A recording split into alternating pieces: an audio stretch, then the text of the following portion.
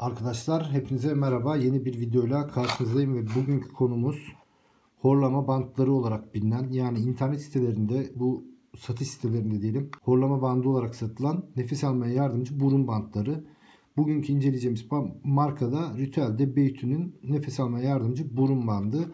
Görmüş olduğunuz bu kutuda geliyor arkadaşlar. Şimdi bunun 8'li kutusu var. Yani bir kutunun içinden 8 tane bu kutudan çıkıyor. Ben ondan sipariş verdim. 8'linin içinden çıkan ve içinde de şöyle açtığımız zaman toplam 10 tane çıkan, evet 2, 4, 6, 8, 10, 10. Evet şöyle 10 oldu. 10 tane bu şekilde çıkan burun bandı. Şimdi detaylarına gelmek gerekirse görmüş olduğunuz gibi şurada kullanma talimatını dikkatlice okuyun. Harici kullanım için geçerlidir. Sivilce, tahriş olmuş yerlerde kullanmayın. Cildinizin bir tepki vermesi halinde kullanmayı bırakın. Çocukların ulaşamayan tek kullanımlık 12 saatten süreyle kullanmayın. Şu en altta da görmüş olduğunuz gibi son kullanma tarihi yazıyor. 2023 Ağustos ayı. 10 adet çıkıyor dediğim gibi. Sipariş verdikten bir gün sonra da elinde oldu. Şimdi kullanım şekline gelmek gerekirse, kullanım şekli: burnunuzun üzerini güzelce temizleyerek kurulayın. Islaklık, yağ ya da makyaj burun bandının etkisini azaltacaktır. Şimdi buradaki önemli noktayı şöyle açıklayayım arkadaşlar. Bu ürünü ya da fark etmez diğer markalarınkinin de olabilir, kullanıyorsanız öncelikle burnunuzun kesinlikle temiz olmasına dikkat edin. Çünkü temiz olmadığı zaman cilt kayganlaşıyor. Yani burnunuzun derisi kayganlaşıyor ve bunun içindeki yapışkanlı kısmın ciddi bir şekilde, hızlı bir şekilde atmasını sağlıyor. O yüzden birinci kural kesinlikle temiz ciltte uygulanması gerektiği yönünde. Bu ürün neye yarıyor arkadaşlar? Bu ürünü neden tavsiye ediyoruz? Neden bu ürünü şimdi sayfamızda tanıtıyoruz? Bunu anlatmaya çalışacağım. Şimdi arkadaşlar bunun içinde plastimsi bir parça var.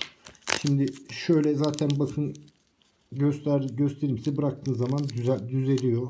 Hiçbir şekilde eğri kalmıyor. Çok az bir formu bozuluyor. Burnun üst tarafına, yani burnun şu resimden göstermek gerekirse şurasına yapıştırdığımız zaman burasını şu şekilde havaya kaldırarak burnunuzun o deliklerinin daha geniş olmasını, böylelikle de nefes alırken daha derin ve daha bol oksijenli bir nefes almanızı sağlıyor. Yani örnek veriyorum, bu birimleri tamamen sallayarak söyleyeceğim.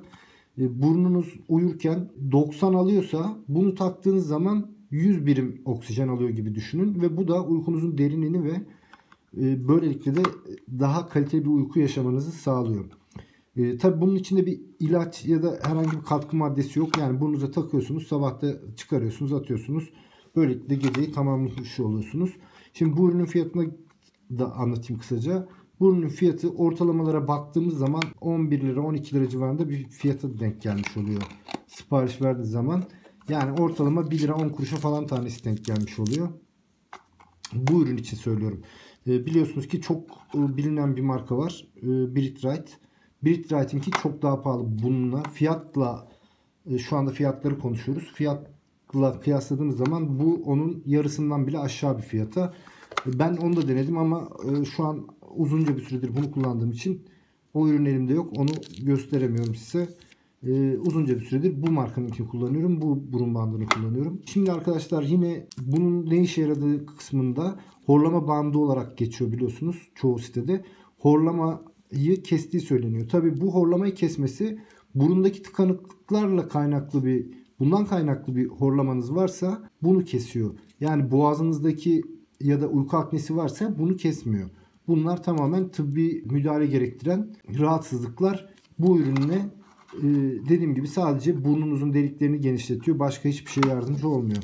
Bu markayı özellikle nasıl öğrendiğimi söyleyeyim. Bir spor kulübünden öğrendim. Spor kulübünün sporcu arkadaşlar bunları burnuna takıyordu antrenmanlarda.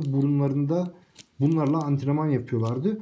Ben de dedim hani bu burun bandı değil mi dedim burnunuzdaki. Bu evet, yani dediler hani nefes bandı, horlama bandı olarak bilinen.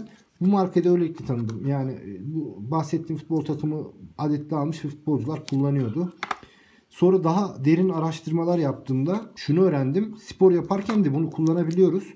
Ve spor yaparken bunu kullandığımızda da daha çok oksijen aldığımız için vücudumuzun daha rahat etmesini ve daha hızlı yağ yakmasını sağlıyor. Biliyorsunuz ki yağ yakmada oksijen gerekli. Ve bu esnada, yani enerji harcadığımız, spor yaptığımız esnada daha çok oksijeni daha derin bir şekilde alabildiğimiz için, daha yoğun bir şekilde alabildiğimiz için yağ yakımı ve enerji tüketimi daha kontrollü oluyor. Şimdi şöyle size bunun içindekini de göstereyim arkadaşlar. Şimdi içine girdiğimiz zaman da şu şekilde açtık. Gördüğünüz gibi şu şekilde bir yapısı var. Şuralarını kaldırıyorsunuz. Şu iki tarafı kaldırıp bunu burnumuza yapıştırıyoruz. Ortalı bir şekilde tam buradan. Ve şöyle asılarak getirdiğimiz zaman burnumuza yapışıyor. Yapışkanlığına gelirsek. Şimdi gördüğünüz gibi elimde uygulayayım size. Elimde yani hani öyle çok şu an yeni yıkayıp kuruladığım bir kıvamda değil. Ama gördüğünüz gibi hani çok iyi bir şekilde tuttu. Gördüğünüz gibi hareket de ettiriyorum ve çözülmüyor. Yani markayı bilmiyorum. Burun bandı kullanan insanlar biliyor mudur bilmiyorum ama hani bilmeyenler için söyleyeyim. Kesinlikle çok iyi bir marka. Gördüğünüz gibi hala da iyi bir şekilde tutuyor elimle. Yani parmağımı hala tutuyor ki burnumuz bu kadar hareket edebilen, bu kadar esneyen bir organ değil. Hani daha küçük şu kadarcık falan esnediğini düşünürsek kesinlikle saatlerce takılabilir. Horlama bandı burnun çalışmasındaki mekanik bir destek sağlıyor. Az önce bahsettiğim gibi yani burnumuza taktığımız zaman burnun kenarlarından asıldığı için deliklerin daha büyük olmasını, böylelikle de oksijenin daha hızlı gitmesini sağlıyor. Evet arkadaşlar, kısaca bu Ritual Debate'den size bahsettim. Umarım faydalı olmuştur. Umarım işinize de yarar. Uyku problemi çeken, horlama problemi çeken, uyurken nefes alamayan arkadaşların umarım işine yarar. Bir dahaki faydalı videomuzda görüşmek üzere. Kendinize iyi bakın.